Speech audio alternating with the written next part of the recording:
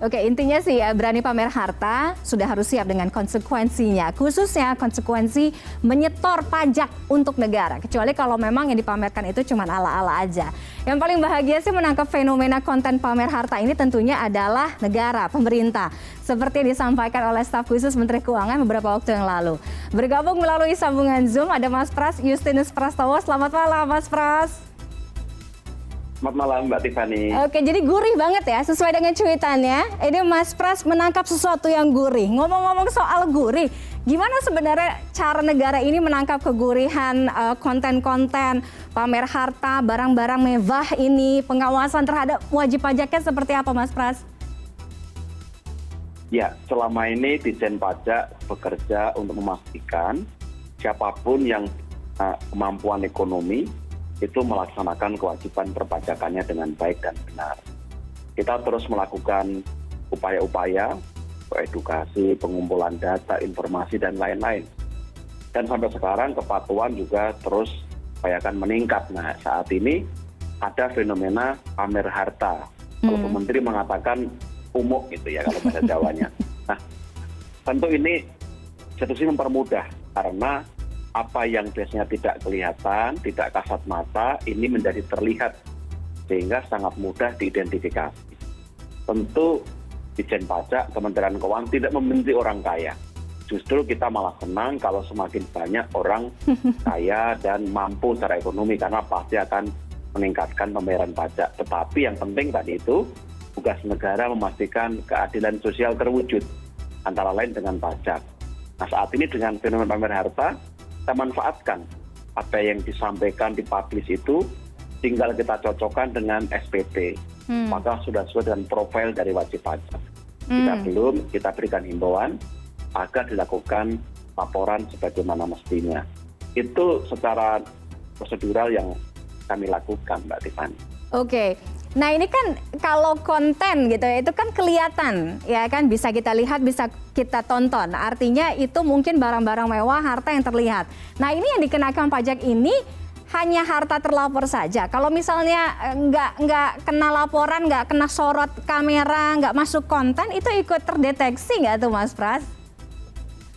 Ya, undang-undang mengatur di pasal 35 Undang-Undang KUHP, setiap instansi lembaga, asosiasi, para pihak wajib memberikan laporan dan pajak tanpa diminta bila itu terkaitan dengan aktivitas atau kegiatan data yang berhubungan dengan perpajakan. Itu membentuk bank data di Ditjen Pajak. Lalu melalui Undang-Undang Nomor 9 Tahun 2017 juga telah diatur informasi keuangan untuk kepentingan perpajakan. Selain itu juga ada automatic exchange of information. Itu sudah cukup lengkap. Kalau ada aktivitas warga, misalnya jual beli barang, menyimpan uang di perbankan, atau membeli barang investasi di luar negeri, semua akan terrecord, terdata, dan dapat diintegrasikan dalam sistem yang ada.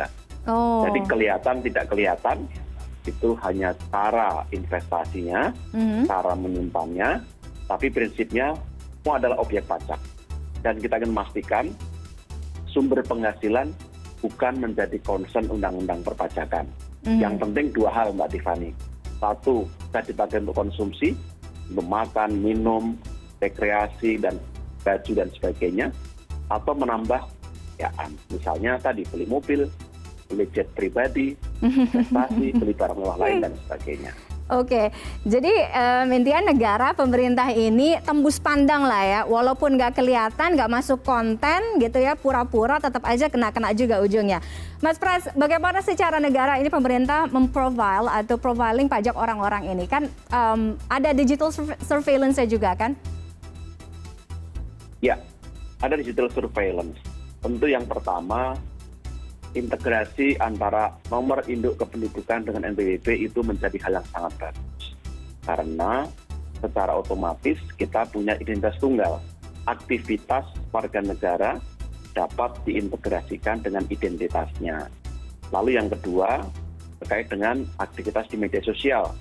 Kita juga meng-capture informasi, data tersebut, lalu kita integrasikan ke dalam sistem teknologi informasi yang memungkinkan kita dapat memprofil secara lebih akurat. Lalu nanti bila terdapat ketidaksesuaian, kita bisa tindak lanjuti dan melakukan himbauan secara persuasif untuk dilakukan pembetulan SPT atau pembayaran, dan bila tidak diindahkan, kita bisa melakukan pemeriksaan pajak. Oke. Mas Pra, selain ngonten gitu ya, misalnya ngonten pamer harta di medsos, di YouTube gitu ya, kan pengawasannya ini juga selain yang pamer-pamer, ini kan sekarang banyak ada tren NFT dan lain sebagainya. Itu juga dapat duitnya banyak tuh dari situ, apalagi jual NFT mungkin bisa dapat keuntungannya atau penghasilannya itu kayak kemarin ya kan miliaran gitu. Kemudian misalkan orang-orang yang ikut program undian gitu. Nah, orang-orang yang seperti ini juga masuk dalam kategori itu. Ya, semuanya masuk dalam radar digital surveillance, dan saat ini kan keuangan, Ditjen Pajak terus bekerja sama dengan pihak-pihak terkait, Bank Indonesia, OJK, Bapepti, Kementerian Kominfo dan sebagainya, supaya kita bisa mengcapture lebih banyak dan lebih luas lagi. Pada prinsipnya saat ini sedang dirumuskan satu kebijakan yang mempermudah pemungutan pajak di sektor digital ini. Baik pajak maupun cara memungutnya agar tidak mengganggu kenyamanan orang menggunakan platform digital. Tapi di sisi lain, hak negara tidak hilang, tidak terkurangi, karena uang pajak ini penting untuk dikembalikan kepada masyarakat dalam bentuk belanja APBN, Mbak Tiffany. Oh, berarti ini juga termasuk untuk orang-orang yang suka ngonten gitu, dapat penghasilan dari subscriber, itu juga masuk dalam situ ya? Atau mungkin juga sekarang zamannya endorse dan lain sebagainya itu ya? Betul, kita menggunakan dua pendekatan. Satu pendekatan kepada pihak pemberi kerja atau pembayar atau pemilik platform. Bila mana mereka melakukan pembayaran horarium atau penghasilan, mereka wajib memotong pajak. Pada yang bersangkutan, bila menerima penghasilan, juga wajib hitung, membayar dan melaporkan kewajibannya. Bahkan sekarang untuk perdagangan melalui sistem elektronik ke luar negeri, sudah ada aturannya, dipungut PPN 10% atas barang khususnya yang dimanfaatkan oleh konsumen dalam negeri, Mbak Tiffany. Oke, Mas Pras, bocoran dong sedikit aja, nggak usah mention. Tapi banyak banget kan sekarang sultan-sultan crazy rich ini. Artinya mereka itu semua sudah taat atau belum? Atau sebenarnya masih kerja keras juga nih orang-orang dari Ditjen Pajak untuk kasih tahu untuk ini loh, ini nggak boleh loh, ini harus bayar loh. Masih ada yang bandel-bandel gitu juga nggak sih? Ya, pada prinsipnya Ditjen Pajak Kementerian Keuangan terus mengajak masyarakat sadar dan patuh pajak. Tentu kalau melihat sudah cukup banyak people yang menjadi mitra Ditjen Pajak untuk kampanye kepatuhan pajak. Itu karena sudah terbukti laporan pajaknya patuh, minimal secara formal menyampaikan tepat waktu. Tapi harus diakui juga banyak crazy rich atau prominent people yang memang belum cukup sadar dan belum patuh pajak. Maka sekarang diberi kesempatan program pengungkapan sukarela. Silahkan, bagi yang dulu lupa belum melaporkan penghasilan atau masih punya harta yang belum dilaporkan, ada kesempatan. Hanya sampai 30 Juni 2022, bagi orang pribadi kalau Anda cukup membayar 14%, tarif normalnya 30%, dan tidak dikenai sanksi. Syaratnya ikut dengan jujur, dengan terbuka, transparan apa adanya. Jangan sampai ada dusta di antara kita.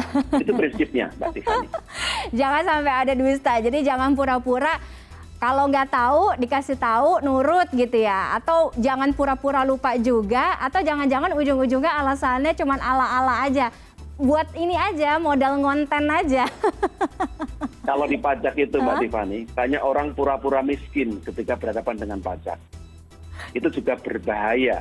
Karena kalau ketahuan kaya, akan kena pajak dan tarif sanksi yang tinggi. Dan jangan pura-pura kaya juga. Nanti timbul masalah. Karena dikira hartanya banyak, mendapat himbauan, nanti bisa sakit karena merasa tidak bisa menjelaskan ke kantor pajak. Jadi, proporsional apa adanya, jangan sampai berbohong atau tidak jujur. Oke, tadi dikasih dispensasi oleh negara 30 Juli, kalau saya tadi tidak salah ya Mas Prasa? 30 Juni. Oke, 30 Juli. Kalau sampai dengan batas waktu yang ditentukan, masih pura-pura miskin juga, masih bandel juga, apa sanksinya, dendanya? Betul, itu dendanya sampai 300%. Ya, Ditjen Pajak terus mengumpulkan, mengolah data informasi yang sangat banyak, dan kita punya informasi yang cukup akurat. Tinggal kita cocokkan nanti dengan laporan yang ada. Bila program ini tidak diikuti dan terbukti wajib pajak belum melaporkan, maka akan menjadi sasaran tindak lanjut. Bisa pemeriksaan pajak, atau kalau terindikasi pidana, bisa masuk ke ranah pidana perpajakan. Nah, 300% itu pilihan, terbukti melakukan dan tidak ingin dipenjara, maka boleh dibebaskan dari tuntutan asal membayar denda 100%. Oke. Jadi daripada jatuh miskin karena melanggar undang-undang pajak, lebih baik manfaatkan program ini, atau bukan hanya kita yang senang, tapi juga masyarakat. Karena kalau pajak meningkat, otomatis kesejahteraan kita semua juga akan ikut meningkat, Mbak Tiffany. Betul. Dikasih waktu kurang lebih masih ada 4 bulan lagi ya. Intinya begini, berani pamer sesuatu di media sosial, berani di medsos ini pamer harta, harus berani juga ya. Bayar pajak, jangan sampai ciut nyalinya. Atau mungkin bisa juga harta yang sebenarnya terpampang itu di dunia maya itu cuma semu belaka, jangan-jangan Mas Pras, karena mungkin bisa jadi bukan miliknya sepenuhnya, cuma minjem gitu, ala-ala aja. Baik, terima kasih Mas Pras, Mas Justinus Prastowo sudah bergabung dengan kami. Pokoknya keker terus, tangkap terus kegurihan-kegurihan itu, jangan sampai lolos. Karena itu tadi, berani pamer, harus tahu juga konsekuensinya seperti apa. Selamat malam Mas Pras, sehat selalu. Selamat malam Mbak, salam sehat.